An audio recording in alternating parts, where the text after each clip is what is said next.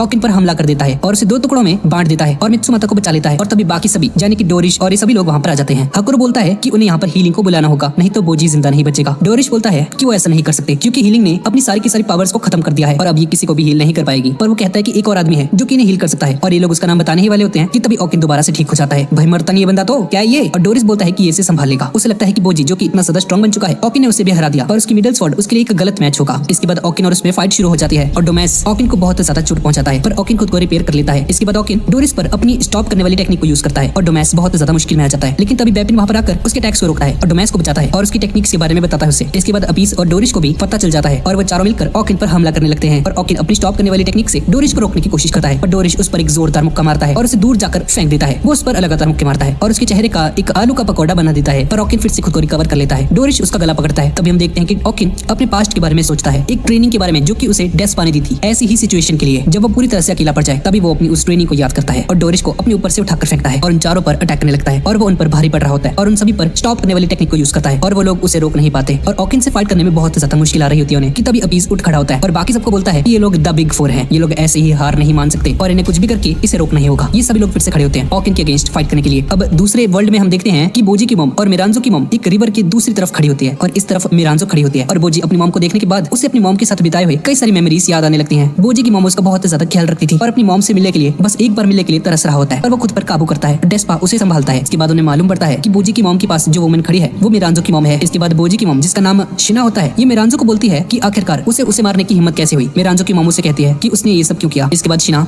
मिरांजो को कहती है कि वो इस रिवर को पार नहीं कर सकती और हम एक फ्लैशबैक को देखते हैं। ये तब का होता है जब मिरांजो ने शिना को मार दिया होता है जैसा कि हम पहले देख चुके हैं, पर उस सिचुएशन के दौरान वो खुद मरने की कगार पर होती है। इसके बाद वही डीमन फिर से यहाँ पर आता है और मिरांजो से बोलती है कि वो अभी नहीं मर सकती और इसीलिए वो डीमन उसकी सोल को एक मिरर के अंदर डाल देता है और उसे बोलता है कि इसके बदले उसे मरने के बाद अपनी सोल को उसके हवाले करना होगा। मिरांजो इस बात के लिए मान जाती है और इसीलिए ये मिरांजो उस रिवर को क्रॉस नहीं कर सकती है और इस रिवर को क्रॉस करके दूसरी तरफ नहीं जा सकती। यानी कि जब लोग मर जाते हैं वो दूसरे वर्ल्ड में जाते हैं पर वो ऐसा नहीं कर सकती क्योंकि उसकी सोल उस डीमन के पास है। इसके बाद शिना से बोलती है कि तुमने इतने सैक्रिफाइस किए फिर भी तुम्हारी लाइफ सैडनेस से भरी हुई है और वो कहती है कि इसकी मॉम ने उसके बारे में सब कुछ बताया है और वो कहती है कि उसे मिरांजो के लिए अब कोई भी ग्रज नहीं है और उससे बोजी के बारे में पूछती है। मिरांजो की मॉम उससे बोलती है कि उसे ये सब करना बंद कर देना चाहिए क्योंकि ये सब करने से उसे और ज्यादा तकलीफ होगी। मिरांजो इस बात के लिए डिसएग्री करती है और वो कहती है कि वो बोसी के साथ खुश रहेगी। इसके बाद ये सभी लोग लिविंग वर्ल्ड में वापस जाने लगते हैं और डेस्पा और बोजी मिरांजो के पेन को देखते हैं जिस पर डेस्पा बोजी को बोलता है कि आगे चलकर बोजी ही मिरांजो को खत्म करेगा। क्या उसके लिए उसके मन में कोई नफरत है क्योंकि मिरांजो ने ही उसकी मॉम को मारा था। बोजी बोलता है कि नहीं और डेस्पा बोजी को मिरांजो का पास्ट दिखाता है और उसे देखकर बोजी भी इमोशनल हो जाता है। पर इस तरफ हम फाइट के मैदान को देखते हैं। यहाँ पर द बिग फोर ओकिन से लड़ रहे होते हैं और ये लोग ओकिन को रोकने की पूरी कोशिश करते हैं पर ये उसे रोक नहीं पाते और हम देखते हैं कि ये लोग अब पूरी तरह से थक चुके होते हैं और बहुत ज्यादा इंजर्ड हो चुके होते हैं। यहाँ तक कि हाकुरो भी अब इंजर्ड हो चुका होता है। इसके बाद डेस्पा और बोजी फिर से इस वर्ल्ड में आ जाते हैं। रियल वर्ल्ड में डेस्पा को पता चलता है कि कागे भी अब ठीक हो चुका है जो कि मिरांजो की वजह से हुआ है पर डेस्पा और बोजी अभी भी बहुत ज्यादा इंजर्ड होते हैं और इस तरह से अगर चलता रहा तो ये लोग मर जाएंगे। डेस्पा इसलिए कागे को बोलता है कि वो कैप्टन के पास जाए क्योंकि कैप्टन को एक ऐसी टेक्निक आती है जिससे कि लोग ब्लड के फ्लो को रोक सकते हैं। कागे जाने की कोशिश करता है पर ओकिन उसे देख लेता है और उसे मारने के लिए आगे बढ़ता है पर रास्ते में बोजी खड़ा हो जाता है। उसे रोकने के लिए ओकिन उस पर हमला करने के लिए आगे बढ़ता है पर तभी बोस यहाँ पर आ जाता है और ये और बोजी आमने सामने होते हैं और बोस बोजी को मारकर साइड में फेंक देता है और बाकी सबको भी। इसके बाद वो डेस्पा को थैंक्स बोलता है कि उसने उसकी बेटे यानी कि बोजी का ख्याल रखा। डेस्पा लाइटनिंग अटैक उस पर करने ही वाला होता है पर बोस बोलता है कि अब उसके अटैक से कोई भी फर्क नहीं पड़ने वाला उसे और ये अपने हीलिंग मैजिक का यूज करता है और यहाँ पर मौजूद सभी के सभी लोगों को हील कर देता है और उस लाइट को देखकर हीलिंग भी वहाँ पर भागने लगती है। इसके बाद हम देखते हैं कि बोजी और बाकी सभी लोग पूरी तरह से रिकवर हो जाते हैं और डेस्पा और बोजी और कागे इस बात को सेलिब्रेट करने लगते हैं और तभी ओकिन इनकी तरफ आने लगता है। बोजी भी रेडी हो जाता है उससे फाइट करने के लिए पर बोस उसे रोक लेता है और बोलता है कि ये उससे लड़ेगा। डेस्पा बोजी को समझाता है कि अब इनके हाथ में कुछ नहीं है यानी कि अब कुछ भी ऐसा नहीं कर सकते जिससे कि वो ओकिन को रोक सके क्योंकि उन्होंने सब कुछ ट्राई करके देख लिया है और ये लोग उसे नहीं रोक पाए और इसलिए अब इन्हें बोस से पर ट्रस्ट करना होगा। इसके बाद ओकिन और बोस की फाइट स्टार्ट हो जाती है। ओकिन उस पर हमला करता है पर उसके स्वॉर्ड से उसे फर्क नहीं पड़ता और बोस से बोलता है कि कोई भी मामूली स्वॉर्ड उसका कुछ नहीं कर पाएगी और इसका रीजन हमें डेस्पा से पता चलता है। बोस से पहले बहुत ज्यादा स्ट्रॉन्ग और बड़ा था और अगर बोस की पावर को डायडा जैसी एक छोटी सी बॉडी के अंदर पैक कर दिया जाएगा तो इसकी रिजिडिटी यानी कि टफनेस भी बढ़ जाएगी और अब ये छोटा बन चुका है पर और ज्यादा पावरफुल हो चुका है और डोमेस और बाकी सभी लोग चीयर अप हो जाते हैं उसे देखकर। इसके बाद ओकिन उसे देखकर थोड़ा सा अलर्ट हो जाता है और वो उस पर दबा के हमले करता है पर उसके अटैक्स का बोस पर कोई भी असर नहीं होता। इसके बाद बोस से एक ही वार में ओकिन को आधा उड़ा देता है। बोस कंटिन्यूअसली उस पर हमले करता है और अटैक करते करते वो ओकिन का पेस्ट बना देता है। इसके बाद ओकिन भी खुद को रिपेयर कर लेता है पर बोस से फिर से उसे कुचल देता है और इस बार उसके आर्मर के पीसेस को कलेक्ट करके उसे दबाकर एक बॉल में बना देता है और उसकी स्ट्रेंथ को देखकर सभी लोग हक्के बक्के रह जाते हैं। इसके बाद ओकिन खुद को फिर से रिपेयर कर लेता है। भाई कितनी बार करेगा ये रिपेयर? क्या भाई इसको मरना नहीं है? मर जा भाई। अब इसके बाद बोसे को कुछ सोचता है और अपने आसपास जमीन के ऊपर ठोकने लगता है और एक बड़ा सा पत्थर निकालकर साइड में रख देता है और उसमें एक सुराग कर देता है और ओकिन को फिर से तोड़कर उसकी बॉल बना देता है और उसे उस छोटे से सुराग में अंदर की ओर रख देता है और उस सुराग का मुंह बंद कर देता है और अब ओकिन की बॉडी उसका ओरिजिनल शेप रीगेन नहीं कर पाती है और एट द एंड वो उसमें कैद हो जाता है। उसे देखकर सभी लोग शॉक्ड रह जाते हैं कि फाइनली बोसे ने ओकिन को हरा दिया है। जिस ओकिन को हराने में उनका खून पसीना एक हो गया फिर भी वो उसे हरा नहीं पाए थे। बोसे ने बहुत आसानी से उसे हरा दिया। कागे बोलता है भाई ये तो चीटिंग चीटिंग है यार, ये बोस से तो ऑकिन से भी ज्यादा खतरनाक है। आखिर करे बोजी उसे कैसे हराएगा। और बोजी बोस यानी कि अपने डैड से लड़ने के लिए तैयार हो जाता है। अब बोजी बोसे से लड़ने के लिए तैयार हो जाता है और बोसे उन सभी लोगों को इग्नोर करता हुआ सीधा मिरांजो के पास जाता है और मिरांजो से कहती है कि उसे ये सब नहीं करना चाहिए था। बोसे उसे कहता है कि उसने जो भी किया ये सभी कुछ उसने उसके लिए किया और साथ ही साथ ये सब कुछ उसी की गलती है क्योंकि उसने ये सब करने से उसे रोका नहीं और ये गलत काम उसे करने दिया। इसके बाद बोसे बोलता है कि अगर वो लड़ाई के अंदर हार गया तो वो उसे ज्वाइन करेगा, वो दोनों एक साथ मरेंगे। पर बोसे को ऐसा नहीं पता होता कि मिरांजो ऐसा नहीं कर सकती, यानी कि वो उसके साथ नहीं जा सकती दूसरी दुनिया में क्योंकि उसने डीमन के साथ डील की है। इसके बाद बोसे उन सभी को बोजी और बाकी सभी को बोलता है कि अगर ये लोग इसलिए लड़ रहे हैं उससे कि लोग डायडा की बॉडी को वापस पाले तो सभी लोग मारे जाएंगे और इन सभी को इसके सामने झुकने के लिए बोलता है और अगर ये सभी लोग इसके सामने झुक जाएंगे तो शायद इन्हें छोड़ देगा। इसके बाद बोजी बहुत ज्यादा कंफ्यूज हो जाता है क्योंकि एक तरफ उसके डैड थे और दूसरी तरफ उसका भाई, उसे दोनों में से किसी एक को चूज करना था, लेकिन बोजी अपने भाई को चूज करता है। कागे उसे रोकने की कोशिश करता है पर बोजी बहुत ज्यादा कॉन्फिडेंट दिख रहा होता है और वो उसे कहता है कि ठीक है वो उसके साथ है, अगर ये लोग मरेंगे तो एक साथ और जिएंगे तो एक साथ में। इसके बाद बोसे बाकियों से उनकी मर्जी पूछता है और बाकी सब कहते हैं कि वो लोग भी बोजी के साथ हैं, उनके अपने अपने रीजंस होते हैं। इसके बाद बोजी उनके सामने आ जाता है और उन्हें उसके लिए लड़ने के लिए मना करता है क्योंकि वो उन्हें और भी ज्यादा चोटिल होता हुआ नहीं दिख सकता था। इसके बाद डेस्पा बाकी सभी को बोलता है कि वो लोग ना लड़ें क्योंकि वो लोग लड़ने की हालत में नहीं है इस वक्त और बेकार में ही मारे जाएंगे। पर फिर भी डोमेस बोसे से लड़ने के लिए आगे बढ़ता है। बोजी उस पर अटैक करके उसे बेहोश कर देता है ताकि वो बोसे से ना लड़ पाए। इसके बाद हम डेस्पा को सोचते हुए देखते हैं कुछ कि अगर बोजी बोसे के अटैक्स को देख ले जो कि बहुत ज्यादा इंपॉसिबल है तो वो उसे हरा सकता है जो कि बहुत ज्यादा मुश्किल है। इसके बाद बोजी खुद को अपने डैड के उस बहुत बड़े से जायंट फिगर के साथ इमेजिन करता है जिससे कि उसे लड़ना है और उन दोनों के बीच में फाइट शुरू हो जाती है और बोसे बोजी पर अटैक करना शुरू करता है पर बोजी उसके अटैक्स को डॉज करता है और सरप्राइजिंगली किंग बोसे की उन पावरफुल अटैक्स को बहुत आसानी से रोक रहा होता है और धीरे धीरे करते हुए बोसे के उस क्लब को उस वेपन को तोड़ता जाता है और उनकी फाइट को देखकर सभी लोग चौंक जाते हैं। बोजी अपने अटैक से बोसे को पीछे भी धकेल रहा होता है और बोसे को उसके साथ फाइट करने में बहुत दिक्कत आ रही होती है। डेस्पा सभी लोग हैरान रह जाते हैं और डोमेस को वही टाइम याद आता है जब उसने बोजी को बोला था कि इस तरह से स्वॉर्ड फाइट नहीं करते, पर लेकिन आज बोजी को इस तरह से देखकर उसे बहुत अच्छा लगता है और उसे पूरा यकीन हो जाता है कि बोजी एक सच्चा राजा बन सकता है। बोसे उस पर लगातार हमले कर रहा होता है, ये देखकर सभी लोग चौंक जाते हैं। किंग बोसे जो कि सबसे ज्यादा स्ट्रॉन्गेस्ट किंग्स में से एक है जिससे कि हराना नामुमकिन है, बोजी के सामने पावरलेस लग रहा होता है। बोसे बुरी तरह से जख्मी हो जाता है, मिरांजो के पास जाता है। किंग बोसे अपने अंदर कई तरह के इमोशंस को फील कर पा रहा होता है, गिल्ट, खुशी, ये सब कुछ, और अब उसे समझ में नहीं आता कि अब उसे किसका साथ देना चाहिए, मिरांजो का या फिर अपनी फैमिली का। और उसे इस बात की खुशी होती है कि उसे हराने वाला कोई और नहीं बल्कि उसका खुद का बेटा बोजी है। मिरांजो से देखकर समझ आती है कि किंग बोसे को वापस से इस लाइफ में आने के लिए कोई भी इच्छा नहीं थी और उसने ये सब कुछ सिर्फ इसीलिए किया क्योंकि मिरांजो ऐसा चाहती थी। वो किंग बोसे से माफी मांगती है कि उसकी वजह से उसे इतना ज्यादा सहना पड़ा और बोसे बोलता है कि माफी तो उसे मांगनी चाहिए क्योंकि उसने खुद एक अच्छी लाइफ जी अपनी फैमिली के साथ, लेकिन उसके लिए तो बोसे ही सब कुछ था, यानी कि उसकी फैमिली। मिरांजो बोजी को कहती है कि वो उसे खत्म कर दे। इसके बाद डायडा को उसकी बॉडी वापस मिल जाएगी और वो दोनों यानी कि बोसे और मिरांजो इस वर्ल्ड को छोड़कर चले जाएंगे। बोजी ऐसा नहीं करना चाहता पर वो अपने डैड के सिखाए हुए लेसन्स को याद करता है क्योंकि एज अ रॉयल पर्सन उन्हें ऐसे बहुत सारे डिसीजंस लेने पड़ते हैं जो कि उनके बेनिफिट में ना हो और बहुत ज्यादा मुश्किल हो, पर इससे सबका बेनिफिट होगा। और बोजी उसे मारने के लिए आगे बढ़ता है पर अपीज उसे रोक लेता है। मिरांजो बोलती है कि नहीं मुझे मत रोको यार, और बोजी उस मिरर को तोड़ देता है और जैसे ही वो मिरर टूटता है तो उन दोनों की सोल्स वहां से जाने लगती हैं और तभी वो डीमन यहाँ पर आ जाता है और मिरांजो के सोल के पीछे जाने लगता है। डेस्पा कैप्टन को उस डीमन का सर काटने के लिए बोलता है और वो ऐसा करने के लिए आगे बढ़ता है पर वो डीमन मिरांजो के सोल को निकल लेता है। इसके बाद हम मिरांजो का पास्ट देखते हैं जहाँ पर हम देखते हैं कि मिरांजो एक डीमन से मिलती है जो कि एक छोटा बच्चा ही होता है उस वक्त, और मिरांजो और वो दोनों दोस्त बन जाते हैं। इसके बाद हम वापस से प्रेजेंट में आ जाते हैं और मिरांजो उस डीमन से माफी मांग रही होती है कि उसने अपना प्रॉमिस तोड़ दिया। इसके बाद हम देखते हैं कि वो डीमन वहाँ पर प्रेजेंट होता है और मिरांजो जैसे ही कई सारी सोल्स को खा रहा होता है और मिरांजो उसे देखकर हक्की बक्की रह जाती है क्योंकि आखिर उसे भी ये सब सहना पड़ेगा, एक ऐसा वर्ल्ड जहाँ पर सिर्फ पेन और सफरिंग है। इसके बाद हम डैशा को देखते हैं और यहाँ पर वही आदमी आया होता है जो कि किंग्स को रैंकिंग देता है और वो किंग डैशा को बोलता है कि वो रैंकिंग ऑफ किंग्स में सबसे टॉप पर आ चुका है और वो उसे कहता है कि वो इस पोजीशन को एक्सेप्ट करे और उसके साथ उस ट्रेजर के पास चले जो कि फर्स्ट पोजीशन पर जो किंग होता है उसको दिया जाता है। डेस्पा उसका वो प्रपोजल मना कर देता है पर वो आदमी उसे कन्विंस करता है कि क्या पता हो सकता है कि उस ट्रेजर में क्या पता ऑकिन की बीमारी का कोई इलाज भी हो। अब इसके बाद हम डायडा को देखते हैं और उसे बोसे की आवाज सुनाई देती है और वो अभी भी इस अंधेरे में कैद होता है और उसे वही फ्लैशबैक्स दिखाई देते हैं जब हम देखते हैं कि मिरांजो की मॉम के गुजर जाने के बाद वो किंग बोसे के साथ ही रहती है। पहले तो मिरांजो को अपने पेरेंट्स की बहुत याद आती है और वो सुसाइड करने की भी कोशिश करती है पर किंग बोसे उसे बचा लेता है और इसके बाद ये लोग साथ साथ रहने लगते हैं और हम देखते हैं कि मिरांजो अब बहुत बड़ी हो चुकी होती है और तब मिरांजो को किंग बोसे के ड्रीम के बारे में पता चलता है कि वो दुनिया का सबसे स्ट्रॉन्गेस्ट आदमी बनना चाहता है। जिसके बाद मिरांजो किंग बोसे से बोलती है कि उसे अपने ड्रीम पर फोकस करना चाहिए और ये दोनों मिलकर उसके ड्रीम को पूरा करेंगे और वो उसकी हेल्प करेगी इसमें। इसके बाद किंग बोसे बहुत सारी फाइट्स लड़ता है और उनमें जीतता भी है और काफी खुश भी होता है पर एक बार ये एक गॉड से लड़ जाता है और ये वही गॉड होता है, वही ड्रावना से दिखने वाला गॉड जिससे हमने थोड़ी देर पहले देखा था। और जब बोसे उसका सामना करता है तो वो उसे बुरी तरह से हरा देता है और किंग बोसे को उदास देखकर मिरांजो उसे एक आइडिया देती है और उसे उसी डीमन के पास लेकर जाती है और ये डीमन एक्चुअल में उसका बचपन का वही दोस्त होता है। ये डीमन उसकी विश को पूरा करने के बाद बोजी की स्ट्रेंथ को मांगता है और ये सब कुछ अब डायडा को पता चल जाता है और उसे समझ में आ जाता है कि आखिर बोजी इतना वीक क्यों है। बोजी की सारी स्ट्रेंथ बोसे के पास आ गई थी उस डीमन से की हुई डील की वजह से और इस वजह से डायडा को अपने डैड पर बहुत ज्यादा गुस्सा आता है। इसके बाद किंग बोसे उस गॉड को हरा देता है जिससे कि वो पहले हार चुका था पर उसे मारकर उसे किसी तरह की एक्साइटमेंट नहीं होती है। इसके बाद हम देखते हैं कि बोसे अब बीमार पड़ चुका होता है और वो मिरांजो को बोलता है कि वो डायडा का साथ दे और उसे उसका डिसीजन लेने से रोके और वो उसे डायडा को असिस्ट करने के लिए बोलता है। इसके बाद वो मिरर टूट जाता है और डायडा होश में आ जाता है और उसे अपने डैड की सोल दिखाई देती है आसमान की तरफ जाते हुए और उसके डैड उसे बोलते हैं कि उसे मिरांजो को बचाना है और वो उसका ख्याल भी रखे। इसके बाद हम उस डीमन को देखते हैं और ये लोग उस डीमन पर हमला करते हैं, पर डीमन को कुछ नहीं होता। पर किंग डैशा की लाइटनिंग अटैक से वो नीचे गिर जाता है और इसका फायदा उठाकर कैप्टन उस डीमन का गला काट देता है। और डेस्पा डीमन का उस हेड को लेकर उस डीमन को बोलता है कि अगर वो अपना सर वापस आता है तो उसे उसकी एक विश को पूरा करना होगा, और वो डीमन मान जाता है। डेस्पा डीमन को उसके भाई को ठीक करने के लिए कहने वाला होता है कि तभी बोजी डेस्पा को मिरांजो को बचाने के लिए बोलता है, और तभी डायडा पीछे से आता है और उस डीमन को चिल्लाकर उसे अपनी विश पूरी करने के लिए बोलता है। और वो उस डीमन को बोलता है कि वो चाहता है कि मिरांजो को वो वापस से जिंदा कर दे, और वो डीमन अपना सर डेस्पा से वापस ले लेता है और मिरांजो को वापस से जिंदा कर देता है, जिसके बाद वो डीमन वहां से गायब हो जाता है। अब इसके बाद डायडा वहां पर जाता है मिरांजो के पास और उसे गले से लगा लेता है और उसे बोलता है कि वो बहुत टाइम से उससे मिलना चाहता था। मिरांजो बोलती है मैंने तो तुम्हारे लिए बहुत सारी प्रॉब्लम्स खड़ी की, पर डायडा बोलता है कि उसी की वजह से वो ग्रो कर पाया है। और इसके बाद डायडा मिरांजो को अपनी वाइफ बनने के लिए बोलता है। ये सुनकर सभी लोग शॉक रह जाते हैं। इसके बाद मिरांजो सेंटी हो जाती है। कैप्टन उस पर अटैक करने के लिए आगे बढ़ता है क्योंकि उसने उनकी विश को चुरा लिया था। डेस्पा उसे रोकता है और कहता है कि ओकिन तो इमोर्टल है, उसे फिर से बचाने का मौका जरूर मिलेगा। इसके बाद डायडा उसे थैंक्स बोलता है और वो उसे उसकी भाई की हेल्प करने के लिए भी थैंक्स बोलता है। डेस्पा उसे बोलता है कि बोजी ने बहुत मेहनत की है और जब कोई भी उस पर भरोसा नहीं करता था तो उसने खुद पर भरोसा किया और खुद को और बेहतर बनाने में लगा रहा। इसके बाद हम देखते हैं कि यहाँ पर क्वीन हीलिंग भी पहुंच जाती है और उसे पता चलता है कि डायडा अब वापस आ चुका है। और तभी यहाँ पर अबीस बोलता है कि उन्हें बोजी को नया किंग बना देना चाहिए, जिस पर डायडा भी एग्री करता है। पर बोजी को खुद पर यकीन नहीं होता कि वो एक अच्छा किंग बन पाएगा। कागे उसे बोलता है कि वो जानता है और उसे यकीन भी है कि बोजी एक अच्छा किंग बन पाएगा, और वो उस किंग की पोजीशन को एक्सेप्ट कर लेता है और सभी लोग उसे किंग मानकर उसके सामने झुक जाते हैं और उसे रिस्पेक्ट देने लगते हैं और बोजी को हवा में उछालने लगते हैं। बोजी भी बहुत ज्यादा खुश हो जाता है। फाइनली बोजी का सपना पूरा हो जाता है और ये देखकर कागे को भी बहुत ज्यादा खुशी होती है। वो सोचता है कि अब बोजी का सपना पूरा हो चुका है और अब बोजी को उसकी जरूरत नहीं है उसे, और अब वो उसकी दोस्ती के लायक नहीं है, और वो सोचता है कि इस जगह पर अब उसका रहना ठीक नहीं है और ये इस जगह के लिए नहीं बना है, और कागे यहाँ से चला जाता है। पर ये बात बोजी को मालूम नहीं होती है कि उसका बेस्ट फ्रेंड कागे यहाँ से जा चुका है। बोजी उसे हर तरफ ढूंढता है पर वो उसे नहीं मिलता। दूसरी तरफ हम देखते हैं कि किंगडम अब ठीक हो चुका होता है और वो अंडरवर्ल्ड के सोल्जर्स अब वापस लौट रहे होते हैं और साथ में वो ओकिन को भी लेकर जा रहे होते हैं। और तभी किंग बो उन पर हमला कर देता है और ओकिन को आजाद कर देता है और ओकिन खुद को फिर से रीजनरेट कर लेता है और किंग बो उसका सर काट कर उसे काफी दूर एक लेक के अंदर फेंक देता है और उसका सर एक मछली निगल लेती है। इसके बाद किंग बो बोलता है हाँ अब हिस्सा बराबर हुआ, और ऐसा बोलकर ये यहाँ से चला जाता है। अब इस तरफ हम कागे को देखते हैं जो कि अपनी नई जिंदगी को स्टार्ट करने के लिए बहुत एक्साइटेड होता है, और इस बार ये बंदा चोरी नहीं करता और लोगों के पास जाकर काम मांगता है। और ये सभी लोग उसे भगा देते हैं और बोलते हैं कि ना भाई ना जा यहाँ से, तेरे लिए कोई काम नहीं है, और साथ ही साथ उसका घर भी तोड़ देते हैं। पर वो सोचता है कि कोई बात नहीं, मैं फिर से ट्राई करूंगा। और कागे को बोजी की बहुत ज्यादा याद आ रही होती है और इस तरफ बोजी भी बहुत ज्यादा उदास होता है, पर लोगों का बर्ताव अब उसके लिए बहुत अच्छा हो जाता है और सभी लोग उसकी रिस्पेक्ट करने लगते हैं और काफी अच्छे से सारा का सारा काम हैंडल कर रहा होता है एक राजा के रूप में। पर उसे कागे की बहुत याद आ रही होती है। इसके बाद हीलिंग उसे बोलती है कि भले ही ये उसका सपना था, पर अगर अब उसे किसी और चीज में खुशी मिलती है तो उसे वो करना चाहिए। और वो उसे बोलती है कि कागे उसके लिए एक तरह का एक गुड लक चैंप है